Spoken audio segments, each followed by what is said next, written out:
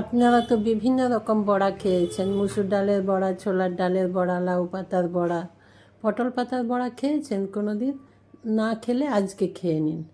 বাটির মধ্যে অল্প পরিমাণে বেসন নেবেন, আর সঙ্গে 1 টেবিল চামচ চালের গুঁড়ো নেবেন, তারপর নুন, হলুদ গুঁড়ো, অল্প একটু লঙ্কা গুঁড়ো আর একটু জিরে গুঁড়ো দিয়ে ভালো করে মিশিয়ে নেবেন। তারপর অল্প অল্প জল দিয়ে একটা পাতলা ব্যাটার বানিয়ে নেবেন। ব্যাটার বেশ পাতলা করে বানাবেন। তারপর কড়াইতে তেল দিয়ে তেল গরম হওয়ার পর গ্যাসের ফ্লেম লোতে দিয়ে দেবেন। তারপর একটা করে পাতা নিয়ে ওই ব্যাটারে ডুবিয়ে তেলে ছেড়ে দিন। ব্যাস দেখুন, একটু হালকা আঁচে এটা বেশ মুচমুচে করে ভেজে নিন ডাল ভাতের সাথে বা বিকেলে চায়ের সাথে। দেখুন তো একবার খেয়ে কেমন লাগে।